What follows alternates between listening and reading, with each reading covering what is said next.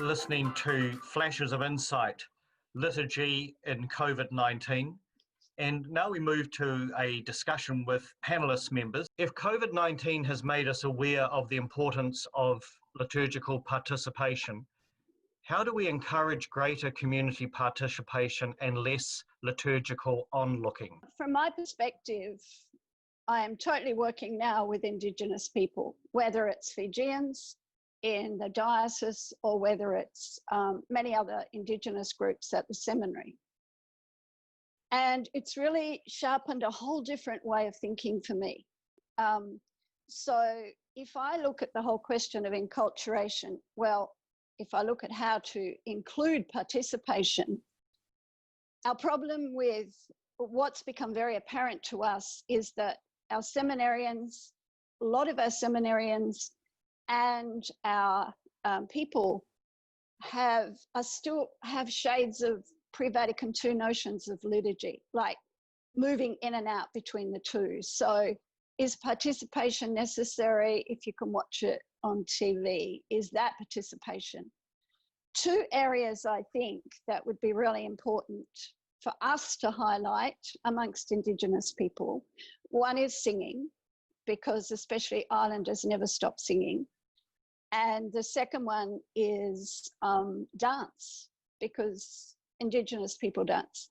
So in both those areas, I'm looking to highlight, to bring back the issues, like the involvement through those two ways.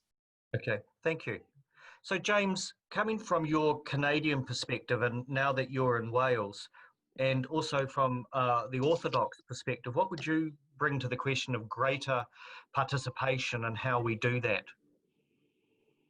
I think one of the things I would emphasize is the need for sort of a holistic understanding of liturgy. Everything that Carmel just said, I think, is right. But I think where the danger lies in that, and in any of our efforts, even sort of in the sort of according to the current model, is in formalizing what ends up happening in the liturgy. So we talk about, for example, increasing the use of music. Well, in my tradition, everything is chanted from beginning to end in any case. But thinking in Western terms, if we seek to increase music, but then do so by means of setting up a music group at the front of the church, you still have this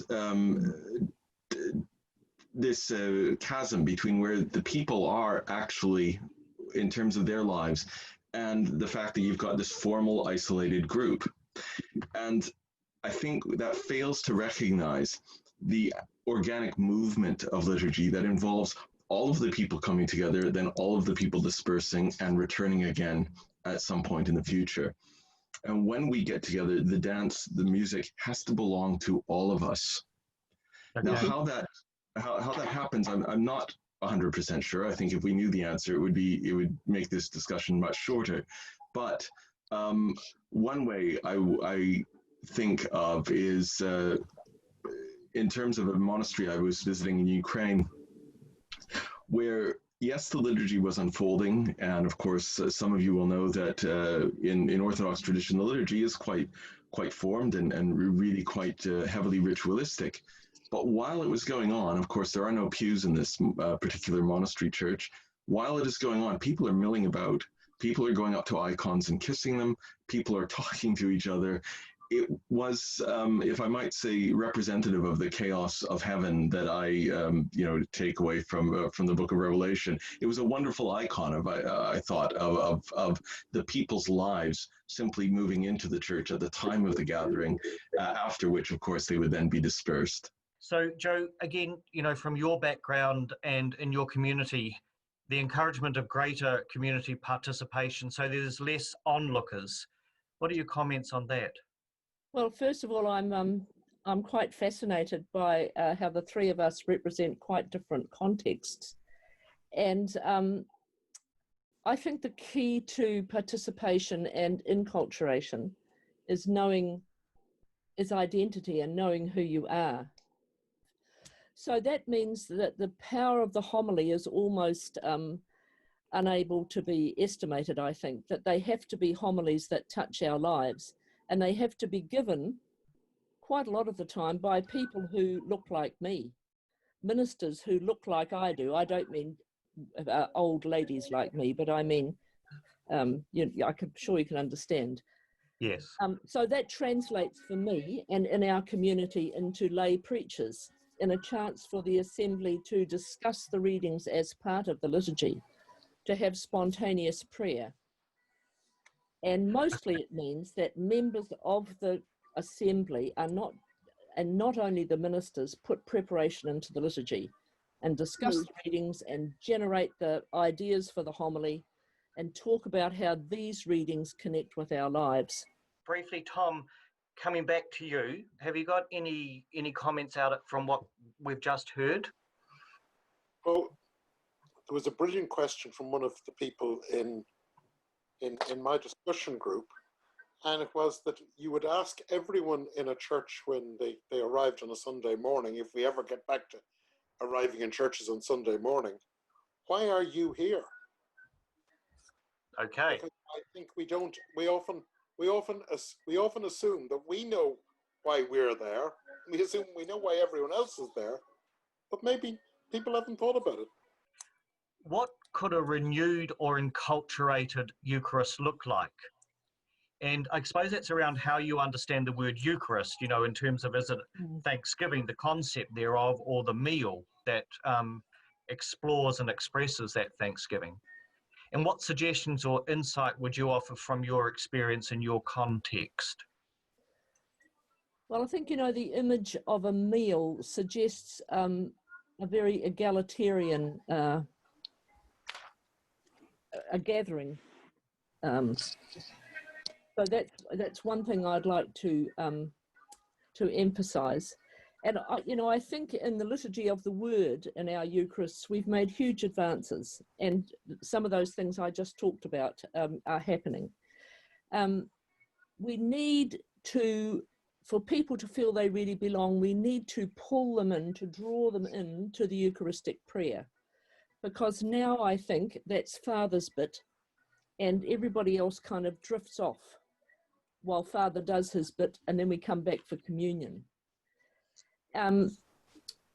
So we need to find ways of having people praying it and understanding that this expresses their faith, which creates the real presence of Christ. And I think that in this country, and perhaps other countries, there's a most wonderful resource that's hardly ever used, which is called the Directory for Masses with Children, because it isolates the essential parts of Eucharist, and it gives us wonderful ideas of how to incorporate people into the Eucharistic prayer. And Carmel might like to make some comment about how the Aboriginal Mass, as I recall it, I haven't looked at it for a long time, also did that. Okay. You know, well, thanks, Joe. I'm just going to go, before I go to Carmel, I'm just going to ask James to come in on that question. And especially, you know, is this a Western problem that we're facing, that an orthodoxy just doesn't exist because the people understand that they aren't going to church to be churched, rather that they are celebrating something which is so much part of their whole being, it's so organic? I don't want to say for a moment that the East doesn't have its problems liturgically, because I can absolutely assure you it does. These problems would, I think, perhaps take the form of a more extreme form of enculturation insofar as it drifts into something that we call ethnophilitism, this idea of people loving culture more than God. That said, I think that it isn't a matter of one doing it better. There are differences. I definitely think that there is a sense in which there is a greater sort of horizontal relationship, I think, between what is going on the Holy Table in the Eastern celebration of Eucharist and what is going on in the nave. And that can be perhaps instructive to the Westerner looking in, insofar as they will witness something quite different. One of the things that has so impressed me years ago when I first encountered the Christian East was the fact that children, for example, were very literally moving through the legs of the big people as the Divine Liturgy was unfolding, and I was utterly riveted by this constant movement. And it's something that I think when we formalize things, and pews to me are a symbol of this sort of rigid formality. It's not that they need to be disposed of altogether, but it tends to focus people's attention in this dialectical way, but not in a way that is necessarily helpful, because it inhibits the natural movement of all the people that enter into the shared space. Thank you. And that would certainly be true, that, you know, the Reformation and the pew and the sitting person who listens is not necessarily deeply authentic to pre-Reformation Christian or Western prayer, not in every aspect. So thank you for that. Absolutely. I'd like to move on. Sorry, yes? I was just going to say, to take that up very quickly, yeah, you look at medieval woodcuts or illuminations, and look at the chaos around the altar. There will be a priest there celebrating Mass, but there will be people sort of all over the place around the holy table, and I think that's vital. Yeah, I could get into the environment of worship, but I won't. I'll not do that. I'll move instead to Carmel, because it's much more important to hear what, Carmel, you have to say just in reply to this. What would this renewed or enculturated Eucharist look like? And then pick up on Joe's question of, you know, in Australia, what are the opportunities there, or even now for you in Fiji? Okay, let me start with the story. Last Sunday, we had a celebration. We're always having celebrations. And the men, the students, the seminarians, Samoan seminarians, are actually preparing a lovo. And that means they cook their food under the burning coals. But the preparation is as important as the actual, the cooking and the eating. And I was very, very pleased to hear them say to me, "Sister, this is Eucharist. We're doing Eucharist. We're talking to each other. We're preparing the food, and it's quite complicated the way they prepare it. Then we're going to eat it. Then we're going to sing together. And you know that it's all about community." And to me, that was very powerful, because it means those men, who, some of whom are not too far off ordination, understand what being Eucharist is all about. The difficulty then is they go to into the church, and apart from singing hymns that are in their first language, it's a very Roman Mass. And when we get to the next question, I'll look at that. But that was a good beginning. I thought we're getting somewhere. As far as the Aboriginal Mass is concerned, Joe, it's still happening 50 years later. In some communities, particularly rural communities. And it has a lot of potential. At some other point, we might talk some more about that. But yes, there is a different, it's a very enculturated liturgy. Mm. Thanks, Carmel. Thanks, Joe, for the question. Tom, do you have a comment on it? Well, something Kevin Seasol said many years ago. He said, our Eucharistic prayers are long monologues for a very literate person. And that means they're not very good for getting a group to actually feel this is something we're all saying together. They're only really good for, I'm going to give you a long monologue, and then you can say, yep, and that's all. I think Kevin Seasol said that back in 1979, and I don't think any of us have taken it on board.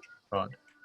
Thank you. I'll leave that question there, if I may, and come now to our last question, which is around liturgical enculturation. Is our whole Roman presumption that we have one Mass that goes throughout the world and we are recognizable to each other through it?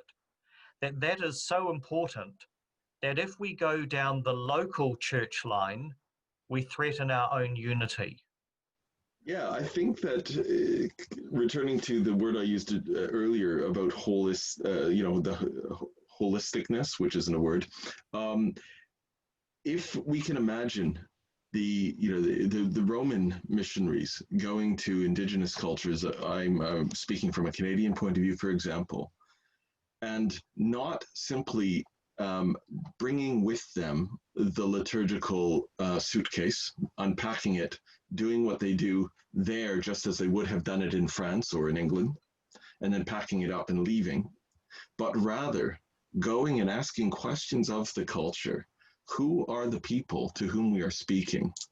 Then I think that right away, whatever the rite then deployed, it will accommodate the people with whom it is being deployed. So a Huron Mass or an Ojibwe Mass is going to look and feel quite different to a French Parisian Mass or to a London English Mass. And I think that that is something to be celebrated, but it has to begin with openness to the culture to whom it is speaking. And I think that's a universal. Yeah, I think you're right. So, Tom, do you want to pick up on what James is saying and just explore this thing about unity before anything else, or uniformity? Well, there's a very interesting one of a Greek archbishop arriving in Anglo-Saxon England, Archbishop Theodore, and he sees liturgies which he's never seen before. And instead of saying, I've never seen them before, therefore they're no good, or why aren't you doing what I do, and here's how to do it, he asks question. He begins with a question, and he says, what are you trying to do? And the people say, we're trying to express our contrition to God. And he says, then that's okay. This is the work of a man of the church.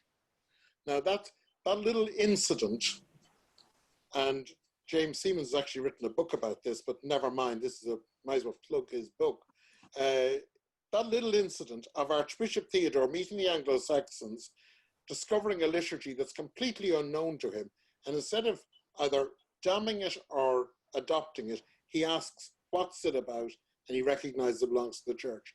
There's a parallel right now.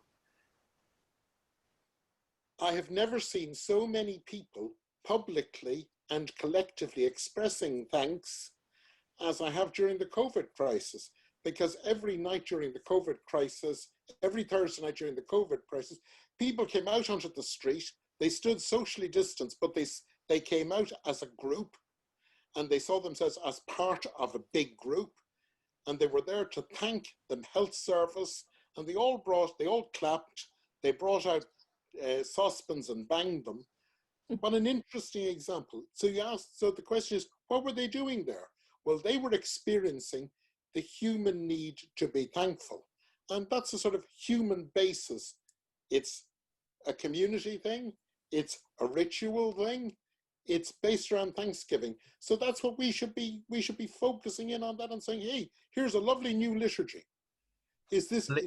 How do we expand that to formal Eucharist? Thanks. It's a good place. And so I'm now going to go to Carmel and just see again, do you think that there's a real tension here between local church and universal, and that one's more authentic than the other? I'm going to connect very much with James, because the people that I am working with right now, including the Australian Aboriginal people, with the exception of the Broome Diocese, I think, but more about that another time, they have been practicing ritual for thousands of years. They have very strong rituals, which they still celebrate. Rituals of forgiveness. We were able to isolate all 7 sacraments that they actually have constantly celebrated in their own way. Birthing rituals, initiation rituals, marriage rituals.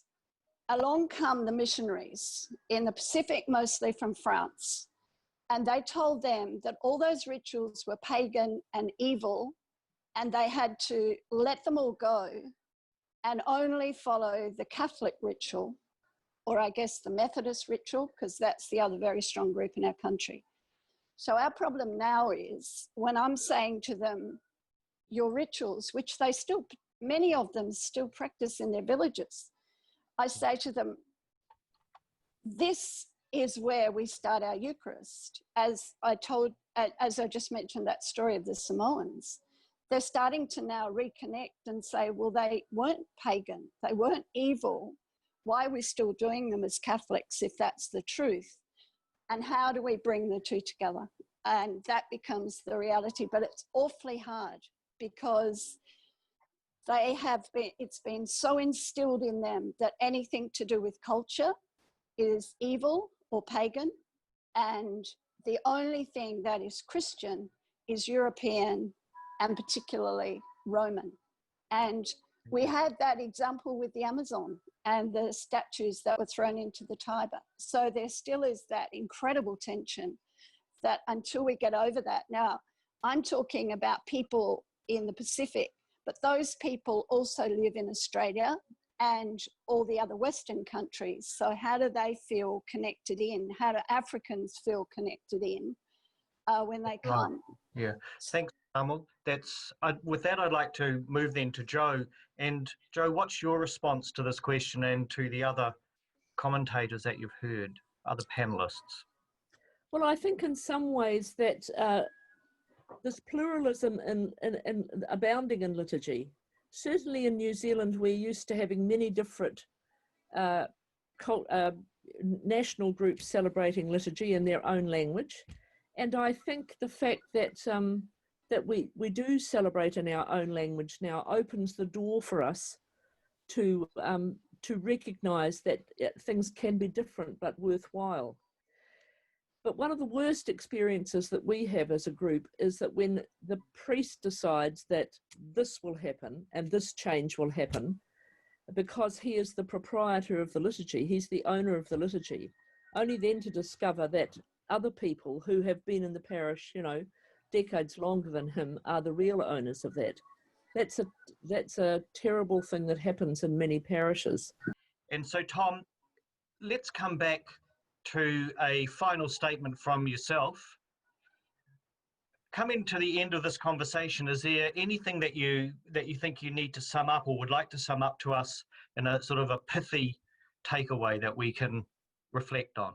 The very fact that I have to express myself to myself in language reminds me that I can never be an individual without a community, nor can I ever be submerged in a community. I always have to live with that tension. And the moment I get up in the morning and I realize that I need a cup of tea, I suddenly realize that I'm not as strong as I used to be and my back aches. I realize I depend on others and I must be thankful. And ultimately I must be thankful to God. And that's the ultimate bedrock of liturgy. Thank you. So thank you to everybody. You've been listening to Flashes of Insight. Let's Talk Liturgy in COVID-19.